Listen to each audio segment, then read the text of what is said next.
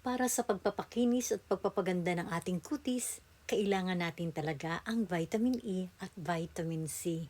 Pumpkin para sa vitamin E, pomelo para sa vitamin C. Ang kombinasyon ng dalawa ay talagang napakaganda para sa ating kutis. So ang kukunin lang natin dito ay ang balat ng pomelo, gadgari ng pumpkin at parehong katas nito ay ating kailangang paghaluin. Sariwang katas ang ating gagamitin dito. So, kailangan natin ng net para makuha ang katas nito. Once a day, pwede nyong i-apply ang katas nito. So, mas maganda nito ay haluan natin ng gelatin.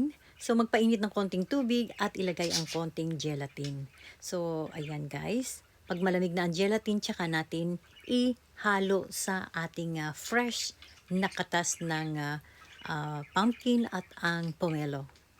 At saka natin i-apply once a day. So, yung the rest of juice, pwede nyong ilagay sa ref. Ang pag-apply ay talagang totally malinis na malinis ang inyong mukha at malambot na malambot after hilamos. At huwag kalilimutan ang maglagay ng sunblock. So, thank you so much guys for watching and see you to my next vlog. Bye!